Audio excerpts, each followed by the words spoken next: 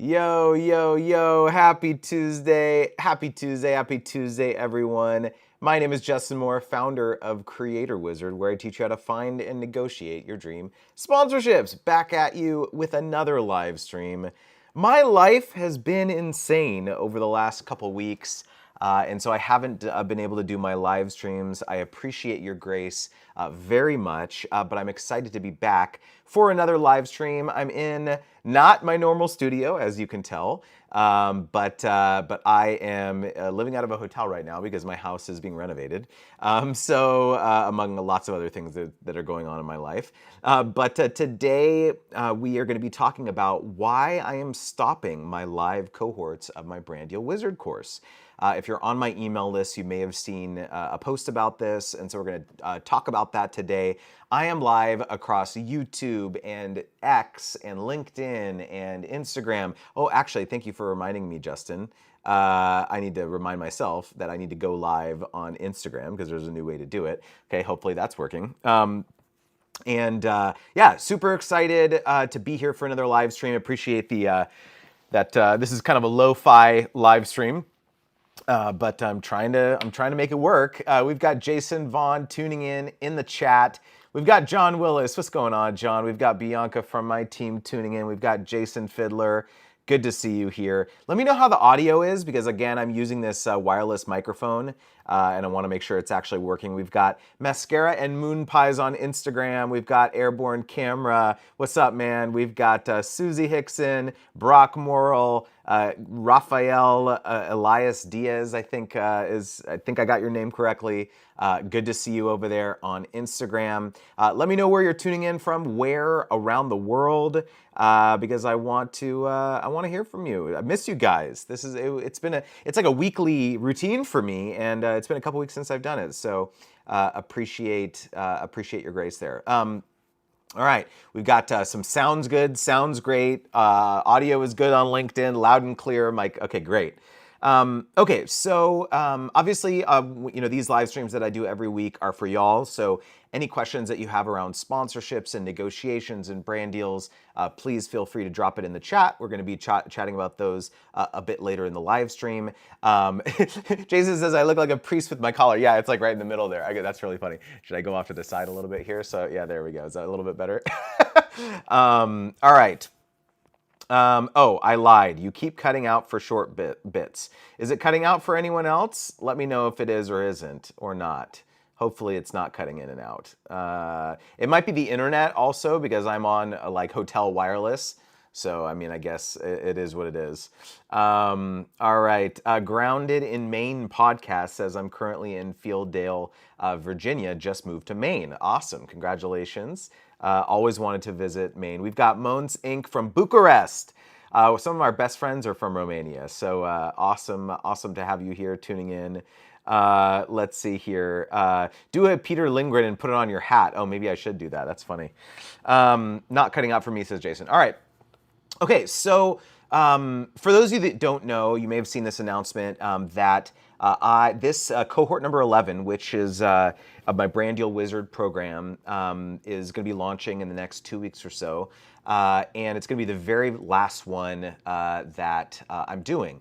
And I wanted to share a bit behind the scenes. This is going to be kind of an episode where I'm pulling back the curtain a bit on what it's been like running this business over the last 3 or 4 years, and how I've needed to adapt as things have shifted in the business, and just be pretty transparent with you guys. That's how I always am. Like I think from the outside looking in, sometimes you can see people on social media who seem like they've got everything figured out, right? It seems like they're making tons of money. They have lots of employees. It's just like everything is going up into the right, for them. And there's like nothing going wrong. But, I think that the not often talked about reality is that business is hard, whether it's an online business, whether it's a offline business. It's just like, really, really difficult to set a plan and for everything to go exactly as you thought it would. There's so many factors and variables that impact business in general, and it's just like, at least I have found that it's impossible to predict, to margin of error, of course, but like it's really difficult to predict exactly how things are going to play out. You can make the best decisions that you know, that you feel informed about, like, okay, this seems like the best path, and then you just kind of have to try it and see what happens. And that's really how the logic I've used to kind of run this business over the last 4 years or so. And so there's three primary reasons why I am stopping the live cohort. So I want to transport you back in time to like where I was 4 years ago when I started making YouTube videos about the topic around sponsorships. I've said this before, but like I never thought this was going to be a business. I never knew, like it was not obvious to me, like what is the business model? Like what are people going to pay me for? I'm out here saying like, I'm not a manager. I'm not going to represent you. I'm not going to take a cut of your deals. And back in the early days, I didn't have a course. I didn't have coaching. You literally could not pay me. I had nothing because that never even entered my mind. I'm honest when I'm saying that. That never entered my mind that this was going to be a business. It was more like, I'm a creator at heart, and so I've talked about how I was in a really, really low period of my life after my agency had failed and COVID had crushed it and all that stuff too. And I just wanted to find a creative outlet and be helpful again, in some sort of way. And so that's why I started making the YouTube videos back in the day. And so it really was therapeutic and cathartic for me to just turn on a camera and start talking about something that I feel pretty knowledgeable about, which is like collaborating with brands, right? And to my surprise, it really resonated with people. There wasn't a lot of people out there on the internet talking in a much more advanced way, in a much more objective way, in a much more strategic way about partnerships than they'd seen previously. The narrative that had been pushed to date, and I still think is really the most pervasive one, because there's other people out there who talk about sponsorships and brand deals and how to get brand deals and all that stuff too. But at least in my experience, the vast majority of that narrative is about how brands are evil, about how all brands are trying to take advantage of creators and you have to protect yourself. And yes, of course, to some degree, there's a bit of that involved.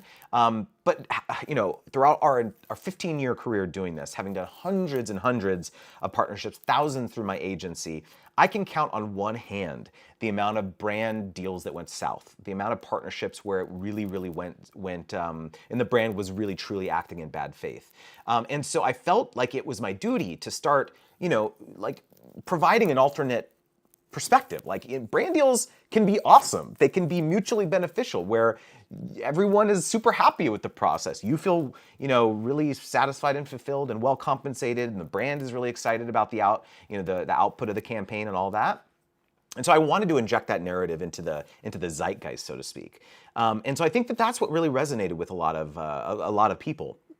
And so when people started DMing me and emailing me and saying, "Hey, will you can you help me in a more detailed way? I really like your YouTube videos, but I need more support. I need you to look at my channel. I need you to audit it. I need some personal advice about a deal that I'm working on," this type of thing. That's when it started to slowly open up for me of realizing like, okay, wow, maybe there is another type of business model here where I'm not taking a cut of people's deals, but I'm coaching them. And that was around the time where I decided to call myself a sponsorship coach. I was like, okay, I guess I'm gonna coach people about how to, make more money with sponsorships, how to work with brands and things like that. And then I started one-on-one coaching, and then I started the cohort course after I had gotten some results from some of those early coaching clients. I did not jump straight into the course. At first I wanted to say, okay, I feel pretty confident that the methodology that my wife and I have used over the last 10 years at that time, 10 years, is pretty repeatable. Like I think other creators could do what we did to kind of get repeat deals. Also, I've ran the agency, so I've seen the behind the scenes of it. But before I jumped straight into the course, I wanted to get some success studies or success stories. So I was okay, let me work with some one-on-one coaching clients first to prove out the methodology before I try to go pour gas on the fire and go for the gusto, right?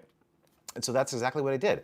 I worked with some one-on-one clients first, and then I And then I basically launched the very first live cohort of the course. And mind you, when I launched that very first live cohort, it wasn't like there was like hundreds of people in there. There was 3 creators in there, 3 paying creators that trusted me to say, okay, Justin, it seems like you know what you're doing based on the, what I've seen you talk about on YouTube. I'm going to give you a shot. And wow, that was so nerve-wracking. Like the fact that people were willing to trust me enough to give me, at that time, it was $1,000 was the investment for the first cohort, and it was 6 weeks long. And to be honest, I really didn't know what I was doing. I knew I had a lot of material, but I was also kind of creating a lot of it on the fly. I was like, okay, before I create everything, let me actually pre-sell it. This is what I did, is I pre-sold it, and I said, hey, if you're interested in this, here we go, here's the sign up link. I had some information about what I was planning on talking about, but I didn't have all the slides done. I didn't have any of that done. And so once people signed up, I was like, all right, I guess I validated this. I got to go create the collateral now. And that's exactly what I did. And so for the, between the enrollment ending and the first class, those 2 weeks, I busted my butt creating all of the slides for all the presentations and things like that. And so I really was kind of building the plane as I was flying it. And, as time progressed, I started getting success stories and testimonials from those early cohorts. And then, I waited and I decided I was going to do it 3 times a year. And so I waited a couple months and then I launched it again. And that cohort had 5 creators. Then the next cohort had 7. And mind you, each time that I was launching these cohorts, I was improving the material because I was taking the responses and the surveys from what people were saying early on in those early cohorts, and I was integrating them back into the material.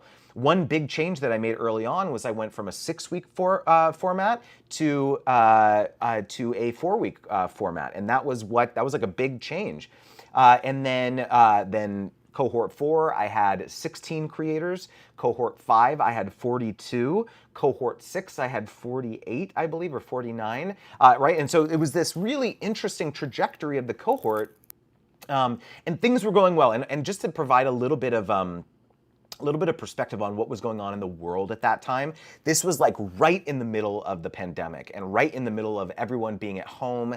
And there was so much, it wasn't just my business, it was a lot of other businesses who had cohort-based courses, and they were seeing a tremendous amount of interest because people were at home. They wanted to learn and they wanted to, continue to better themselves in their career and their journey and all that things too. And so my business really benefited from the tailwinds of all that, right? And so what started to happen when I started going to, I guess this was maybe cohort number 8 or so, is that enrollment started to soften. And so a couple things happened, right? So the first thing that happened was that I started getting more creators as things started to open back up and the lockdown and all that stuff too. People started DMing me and asking me, hey, I don't have time to participate in a live cohort.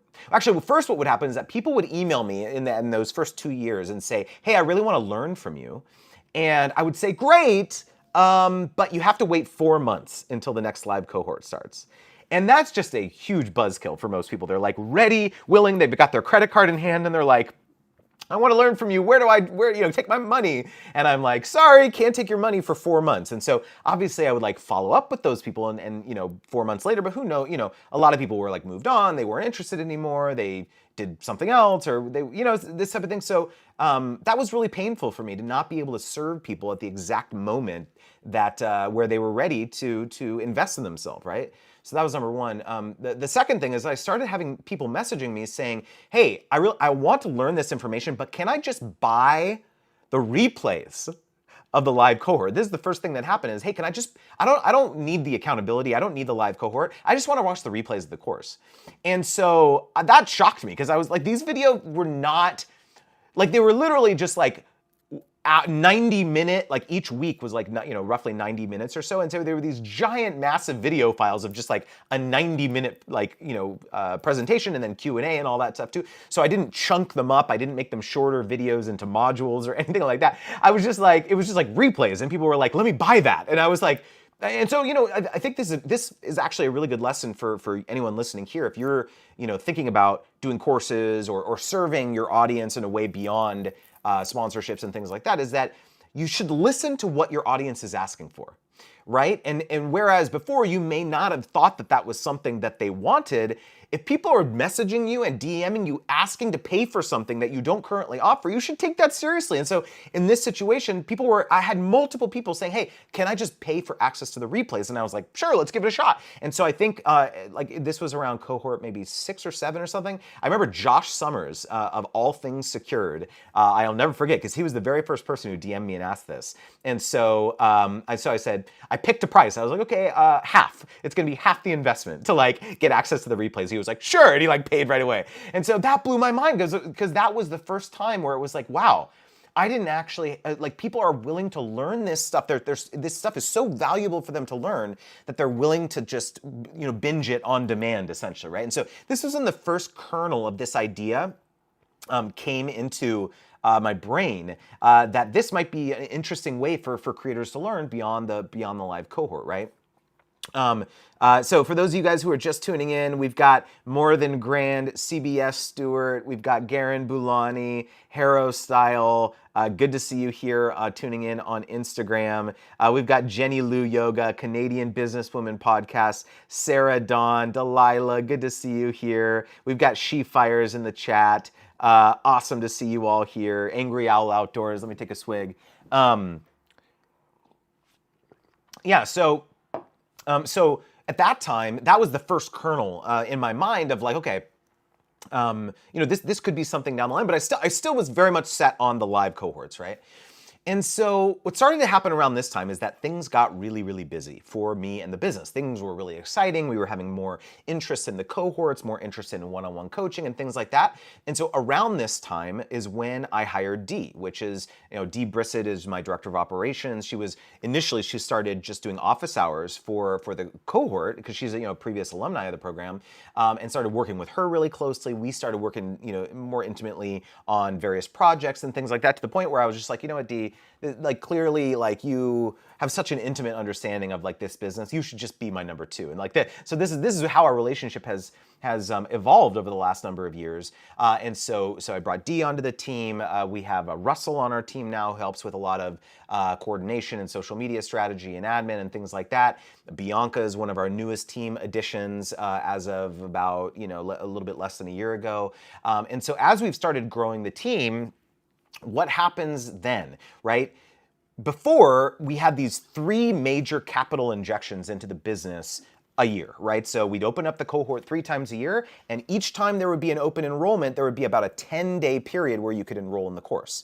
So if you add that up, 10 days plus 10 days plus 10 days throughout the course of the year, there was only 30 days out of 365 days that people could pay us money, pay this business money.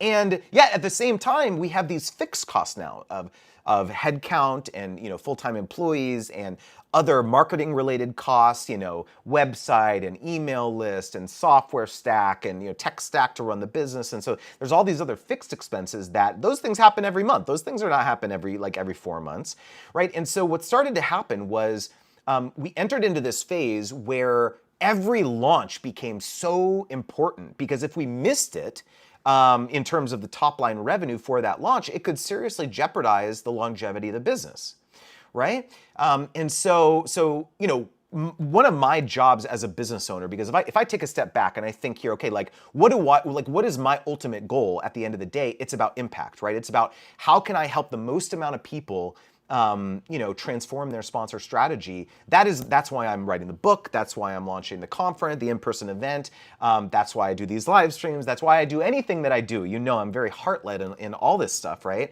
And so we got to a point where I was like, wow, like the business model in its current state, if we continue to do it like this and make no changes, one launch that doesn't go well could tank the business. It could jeopardize everything that we've built because we wouldn't be able to keep the lights on or keep the trains running on time, so to speak, right?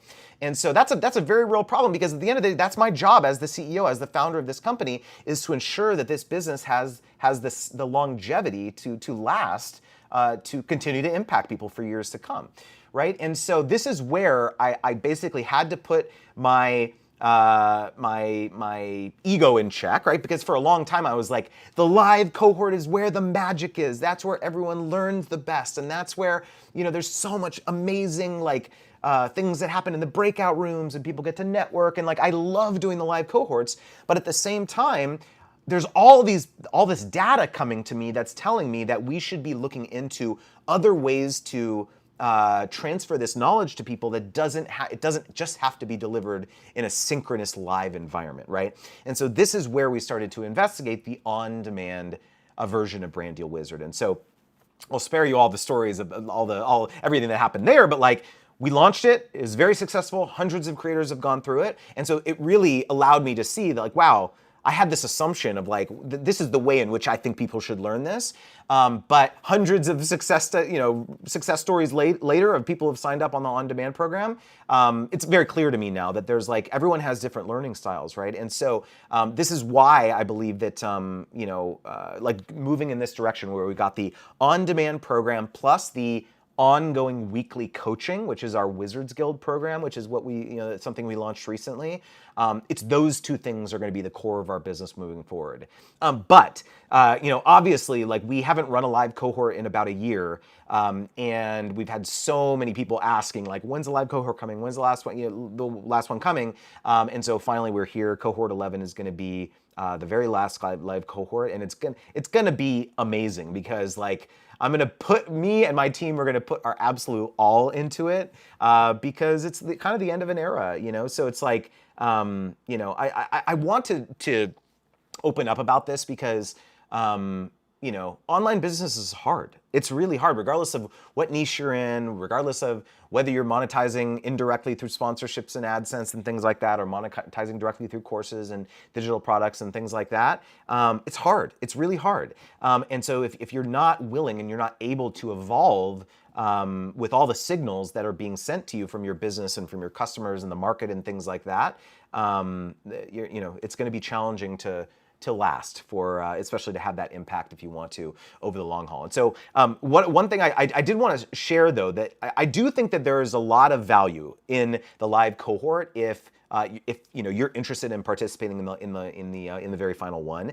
While I'm talking about this, I'm going to pull up. I have a little caption here because we have a very special announcement, which is that to celebrate the very final cohort, we created a $1,000 off discount code that ends tonight at midnight, actually. So the code is final cohort, and you can go to branddealwizard.com/live. I put the URL there on the screen if this is something that you're interested in participating in.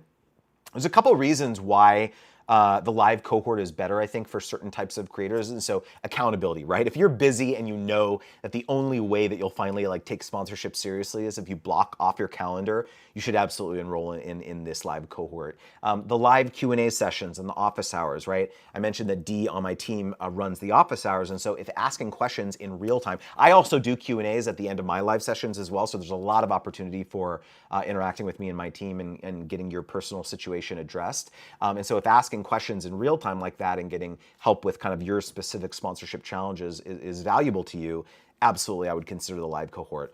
Learning from other creators, right? I mean, if talking and networking with other creators about their wins and their fails is kind of an exciting thing, if that's important to you, absolutely. I mean, there's so much magic that happens in the breakout rooms because that's one of the things we do each week is that we get to a point in the teaching aspect where okay, now it's time for breakout rooms. We're going to go into the breakout rooms. We're going to here's the question that we're posing. Do you think it's this? Do you think it's this? What would you do in this situation? And then you really get to meet lots of really interesting, diverse creators on different platforms and different niches and different businesses. We create accountability groups that basically are led by your peers. So this is something that you guys can continue. We've had accountability groups they're self-run by the students in the course. So we help facilitate them and set them up, but then the students kind of take it and run with it. And there's still accountability groups that are running years later from cohorts, really, really far in the past.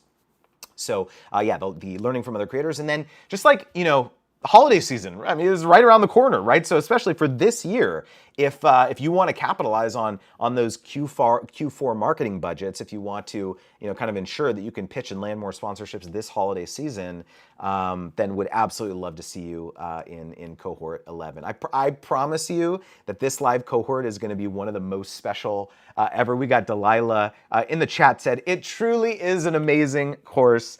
I appreciate that, Delilah. That really means a lot. Let's see here. We've got Brittany in the chat says, I love hearing the behind the scenes of another service provider course creator. Excited to connect again at VidSummit. Yes, VidSummit is next week. I'm very excited for VidSummit as well. I'm going to be speaking there next week.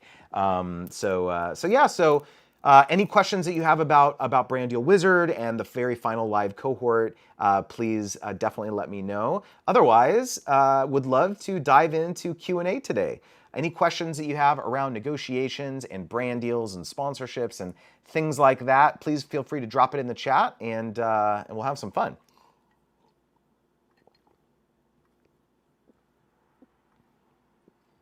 All right, let's see here. One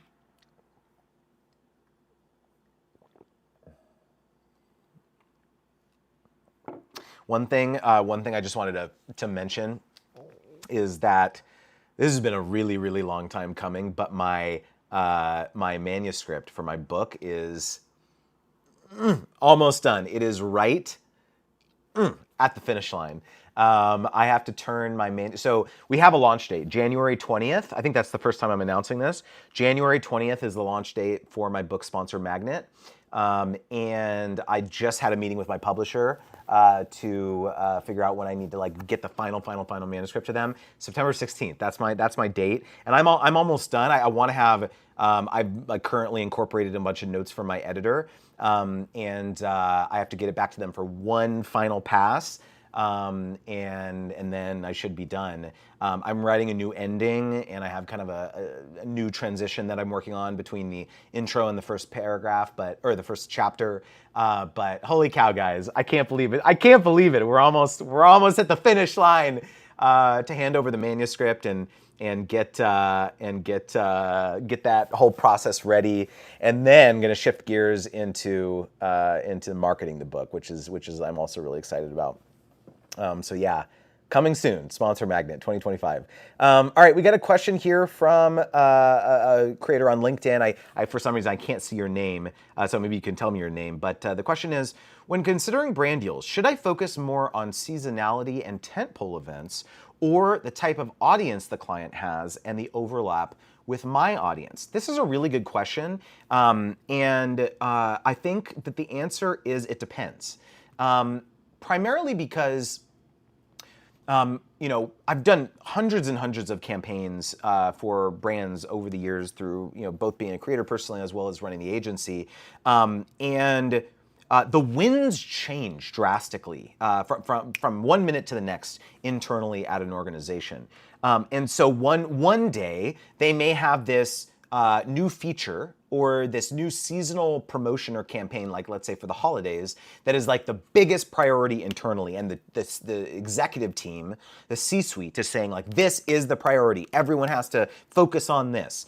And because of that, they're able to marshal marketing dollars to accomplish that outcome, right? And so it's much easier to get certain things approved internally when everyone is like marching the same way and like, oh, this is the priority. This is something that I've noticed over the last 12 to 18 months with AI. So you probably know that a lot of businesses, a lot of software tools especially, started integrating AI into their tools. And this was what they were leading with in their marketing, whether it was their Google ads or their YouTube ads or partnerships or things like that. They wanted everyone to know that they had AI integrated into their product now, right? And so it was easy to get marketing dollars to pay creators to talk about those things because that's what everyone was focused on internally at the company, right? And so whether it's a seasonal thing, whether it is a tentpole moment for them, whether it's trying to ensure that there's audience alignment between your audience and the brand's customers and things like that, it completely depends what the brand's headspace is at that time. One of the things I talk about in my Brand Deal Wizard program, especially in week 1, which is all about pitching, is that a big part of crafting a pitch that a brand will get excited about is surmising what you think is important to them based on the breadcrumbs that they're leaving on social media. So when you look at their posts that they're posting on Instagram or YouTube, on their YouTube channel, on their blog, if they have a podcast, what are they talking about on the podcast? If they have marketing personnel, going and seeing what those marketing people are posting about on LinkedIn, what is the company posting about on LinkedIn on their company page, right? And so there's all these breadcrumbs, looking at their job boards, right? What types of roles are they recruiting for? Especially if there's any sort of marketing roles, what does it say in those things? And so this is some of the sleuthing that we do. This is actually one of my favorite things that we do in week 1. And John, I think I saw an email come through from you this morning asking about this. This is one of my favorite things, is that I call it real-time contact hunting. So people will say, I'll say, okay, what are your dream brands that you'd love to partner with? And then the chat in Zoom like lights up and everyone drops the brand names. And so I pick a couple and I share my screen and I go through it. I talk aloud as I'm walking through the rabbit hole that I go down when I search these types of things to try to figure out, okay, what am I going to try to say? What is the angle that I'm going to try and pitch this company, and who am I going to send this pitch to, right? And so I just go down and I start opening up tabs and I look up things on Google and I say, okay, is this a brand that's large enough to the point that they have an advertising agency? And if they have an advertising agency, who's the likely person at the agency that handles this account?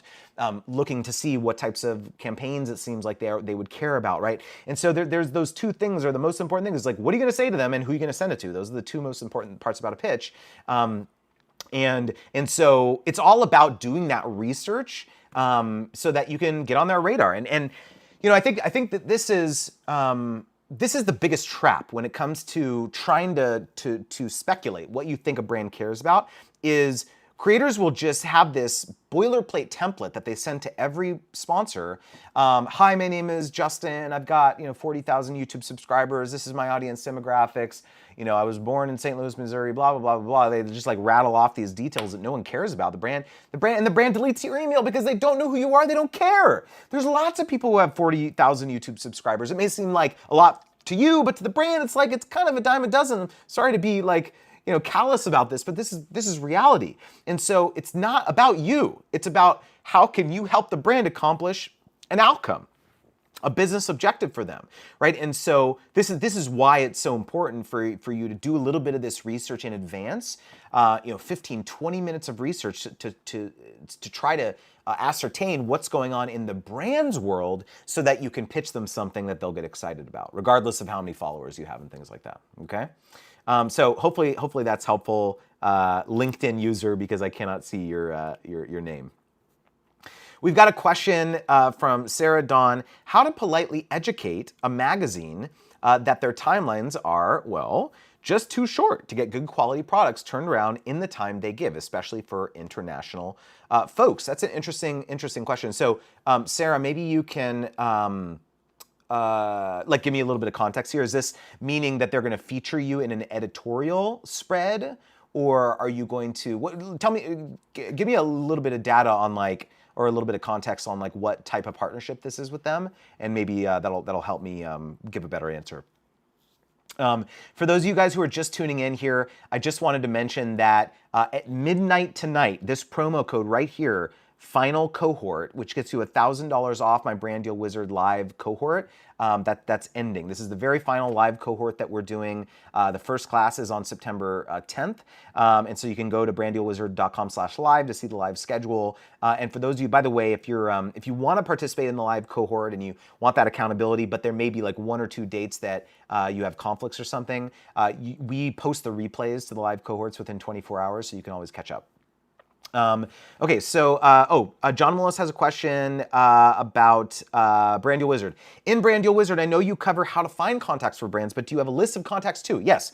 So I have what I call my secret brand deal research database. So that's something that you get access to as well. And so every week, actually, if you're on the newsletter, you may see that there's there's this locked section in the newsletter where we kind of reverse engineer campaigns that brands have been running, and we do research on the likely brand contact, their LinkedIn URL, pitching angles, and things like that. And so we've collected all of those. We've been doing this research for years into a database in our in the community, in the private community where the course is. And so yes, John, we do have a list of all those contacts.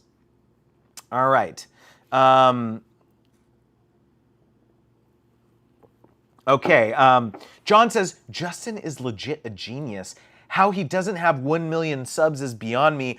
Dang, John, I appreciate you, man. Dang. Well, you know, I think the reason is because this is very niche. Like, creators are not, this is actually, it's a blessing and a curse, to be honest, because, you know, I think a lot of, most creators don't sit and think, gee, I would really love to get better with my sponsorship strategy. Most people, I do. I sit and think about and nerd out about that because I love this stuff. But most people are like, you know, I would like to get more views on my videos, or I would like to, you know, figure out how to, you know, go viral on a short form platform, or like they think more about that type of thing. And then that's okay, right? Because at the end of the day, like, that's what most of us got into this because of, right? To, like, you know, scratch that itch from a creative perspective, right?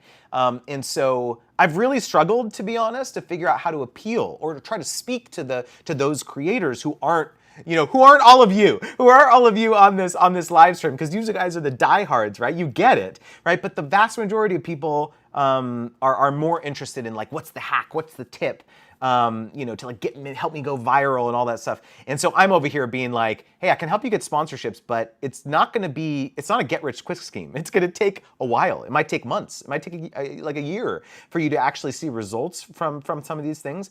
But that's just always the way I'm going to be. I'm never going to sell you something like a myth. I'm going to sell you the reality of this, right? The point of a pitch is not getting the deal. The point of the pitch is getting on their radar so that when they have the funds, when they're actively recruiting for a creator, they're going to think of you. And that may take 6 months. That may take 3 months. It may take a year or more, right? But, like, this is the advice that I give, because this is reality, right? And so I think that's a lot of people who have told me they've taken my program have told me this is the thing they appreciate the most about me, because I reject bluster, right? I don't think it's helpful. I think it's counterproductive, and it's not the reality, right? Sponsorships can be predictable. Deriving revenue from brands and partners can be predictable, but it takes time. It takes time to build up those relationships so you can get those things rolling on an ongoing basis. Okay. All right. Nikki Bum Bum on LinkedIn says, yes, makes a lot of sense. Thank you for that answer and the insight. Yes, awesome, Nicole. So glad to hear that is helpful. All right. A bit more context here from Sarah. It's a knitting magazine based in the UK. I write and I knit and I pattern. And the pattern problem is yarn can take a month to get to me, and the sample can take a month to get back. But their timelines are much less of what are other comparables. Yeah, that's a tough one. I mean, have you straight up told them that? Is there ways to expedite the material to you? Like, so that you can do these things with a longer turnaround time. That's actually interesting too, because I've at least other magazines or print magazines that I've heard of have got like a really far in advance planning their editorial calendar, so like 6-9 months in advance. It sounds like maybe it's a quicker turnaround time for you in this situation. Yeah, that's a tough one. Yeah. Their timelines are much less of what other comparable magazines have. Most magazines give at least 9 months to a year. Oh yeah, that's what I was mentioning. It takes time to knit and get assembled. Yeah, that's a tough one. I wonder if there's ways in which you can do things that are more evergreen, so that when you create the content for them, you know, it could go into an issue in 6 months or something versus like in a month or 3 months. Yeah, that's a tough one. Let me switch over to Instagram.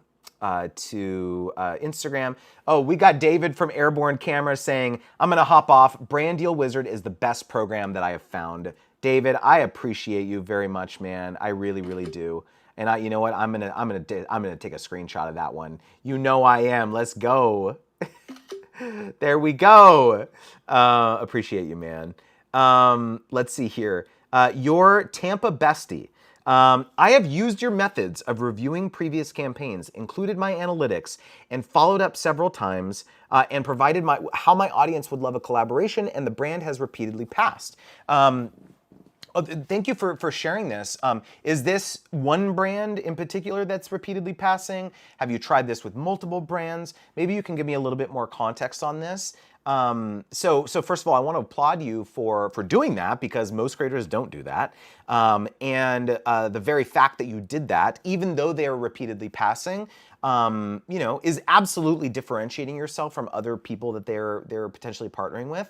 One trap that I see people fall into sometimes when they do post-campaign reporting, and just to clarify what your Tampa Bestie is talking about right now, this is covered in week 3 and week 4 of my Brand Deal Wizard program. It's called post-campaign reporting, or the analysis phase, where you actually generate both quantitative and qualitative insights on the campaigns that you're doing with brands. And I'm not just talking about screenshots, right? That's the bare minimum. What I'm talking about is generating your own unique campaign insights that you can provide to them, where you can pitch them additional campaigns. So the trap that I see some people fall into on the analysis step is the campaigns. So here's a tricky situation, which is that if a brand has lots and lots and lots of people who are interested in working with them for a free product or very little money, it becomes more challenging to convince them to compensate you, right? One category of creator that this affects more than others is travel influencers, right? Because as you can imagine, like, there is an unending supply of creators who are willing to work with a hotel, or work with an airline, or work with a travel and a travel bureau, right, destination bureau, just in exchange for a free trip, right? There's like an unending amount of people who would be, yeah, sure, free trip, free vacation for my family, let's go, right? And so travel influencers, more than others, can sometimes feel very frustrated, right? Because it's like, man, all these other people are accepting stuff for free. How am I going to get paid, right? And so oftentimes my advice to creators in those types of situations, and again, I'm just assuming that maybe this is a problem for you because your username, your Tampa Bestie, maybe, is you have to pitch the brand something that they understand why they have to compensate you, right? So for example, if they're used to compensating people with free accommodations, and in return they have to post a certain amount of times on social media or YouTube videos or whatever the deliverables are. If you're the person that's questioning their current strategy and saying, hey, it was awesome collaborating, this was great. One thing that I think would extend the mileage of these partnerships is if I was able to create some additional assets that you could repurpose for paid advertising. Are your other partners that you're just giving free trips to granting you the rights to run paid advertising with their assets that they generated as part of this collaboration? Because that's something that I specialize in. Let me know if you'd like me to send over a few investment options for what that might look like. That could be something that you put in the post-campaign report as another idea to extend the partnership, right? And so there may be certain, boutique hotels or certain travel bureaus or certain airlines or whatever that just are never going to be down for that. They're never going to see the value. They're going to be like, nah, I don't think I need that because we've got 100 other people over here. If you don't want to do it for free, we've got 99 other people here that are willing to do it for free. See ya, right? And that is going to be a reality, and you can't get frustrated. That's just the reality of things. These types of things aren't going to work on every single brand, but you can't let that deflate you and convince you that this type of thing doesn't work with other brands, right? This same type of thing happens when, I've heard this over and over, where creators will try to pitch brands in the early stages of their journey, and those brands say, hey, we only work with creators who have 10,000 followers or 10,000 subscribers or whatever, and you're like, oh, you throw up your hands and you're like, well, I guess I'm gonna stop pitching brands because I guess every brand has that threshold or that requirement. When in reality, that's not true at all. Like, you can find the right brand that values an engaged audience, that values repurposing your content, that values lots of your deep subject matter expertise in your local area. I work with a lot of hyperlocal creators. In our Wizards Guild program, in fact, we have multiple newsletters, for example, that are hyperlocal newsletters. So, you could imagine like a newsletter for the city of, St. Louis, Missouri or something, right? And they've got 30,000 subscribers on that email list. And man, local businesses are dying to do partnerships with these hyperlocal newsletters because that's exactly who they're trying to reach to get more foot traffic into their brick and mortar locations, right? St. Louis was just an example, right? Just for privacy purposes, there's other hyperlocal newsletters that we, creators that we serve. But it's like, a big part of it is like understanding how you can pitch them something that they understand why they have to compensate you. So yeah, I don't know if that's helpful, but you're Tampa bestie, but I thought I would pass that along.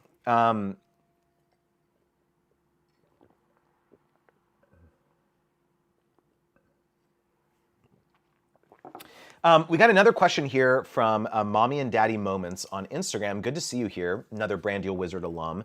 Do you have any advice on the best type of media kits to set up? So, I have a pretty spiky point of view about media kits. And the first is that you can't lean on them as a crutch.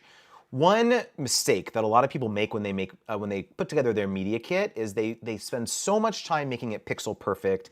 They put links to all their social platforms and their stats and their numbers and the brand logos of people that they've worked with and things like that.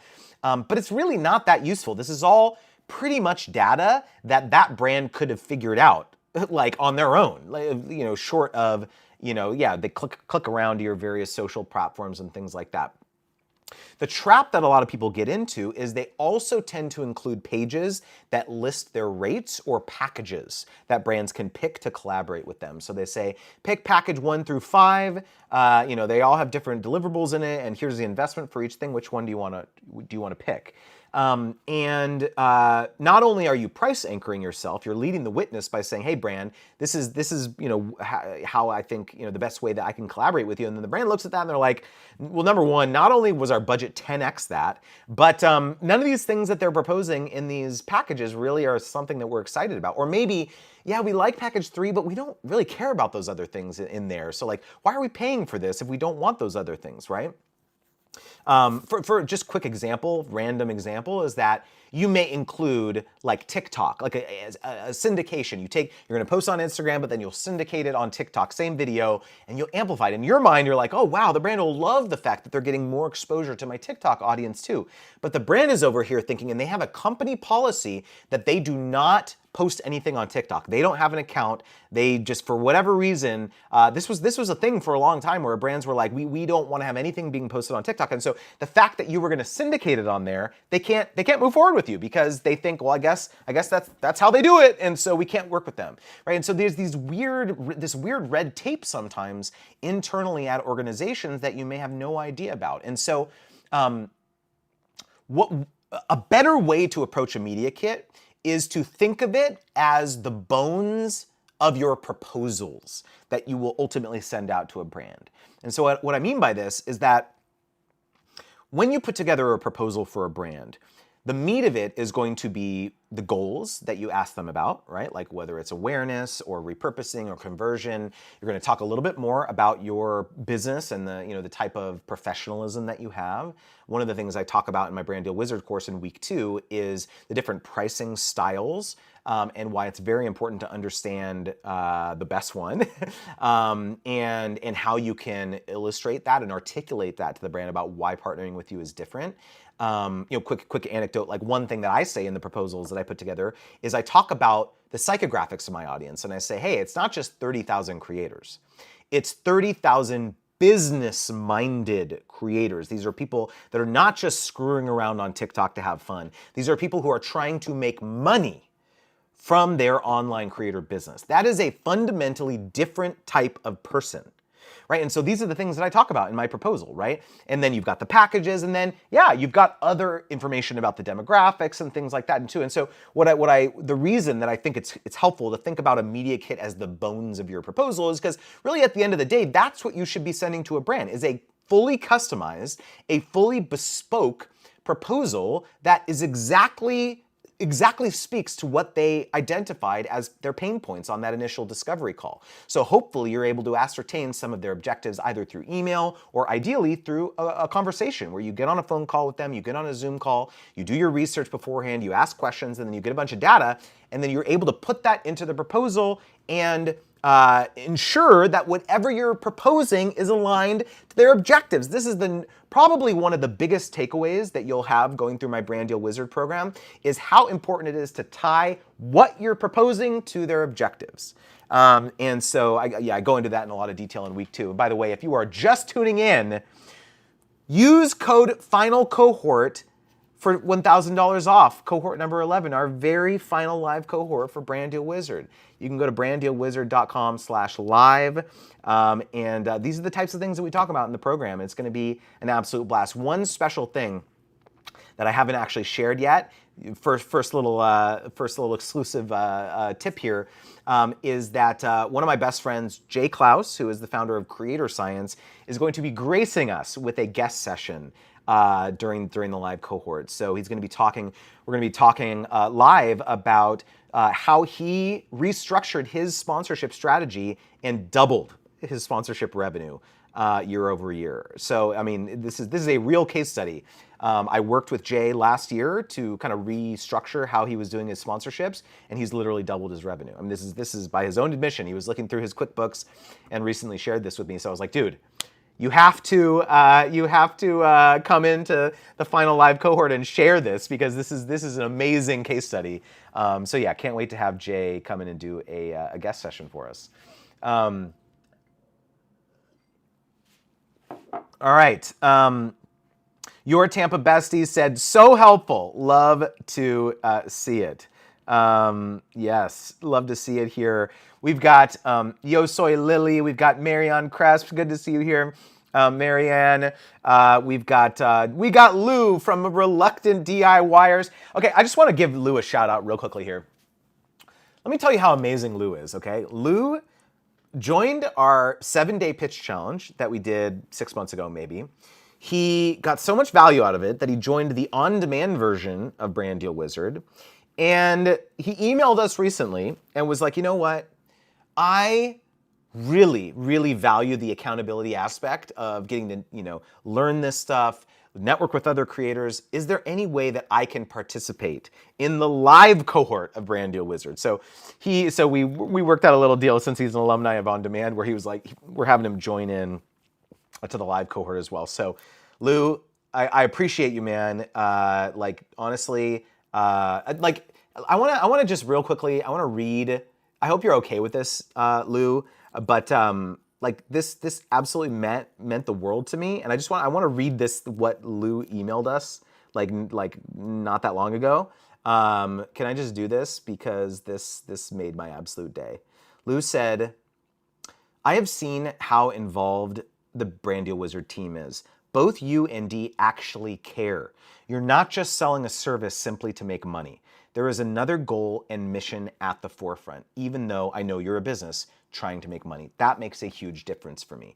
Dude, when I heard that absolutely, I got goosebumps because this is really what it's all about. Like, I hope this is clear enough to people. Like, I wouldn't be doing these live streams every week for 3 years if I, for free, hundreds of YouTube videos and the free newsletter and every single thing that I do. I hope it's obvious. Like, I don't care if you ever pay me.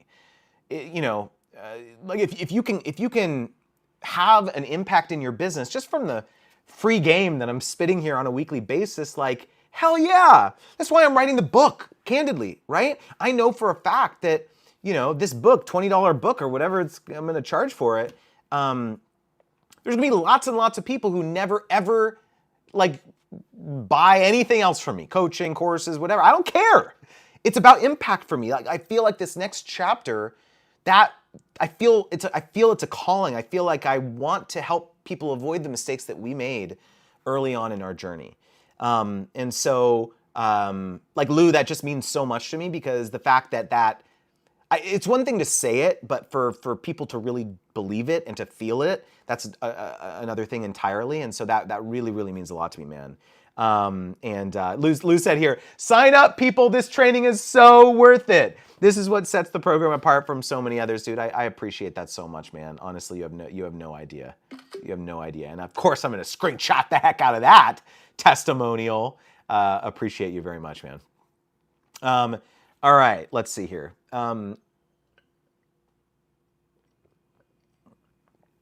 John Willis says, I love Jay Klaus. I use his Creator HQ for everything in my business, including planning all of my content. I couldn't live without it. Holy cow, we gotta do some screenshots there. I'm gonna send that one to Jay. Holy cow, I'm just gonna pull this up here so I can send it over to Jay. There we go, like,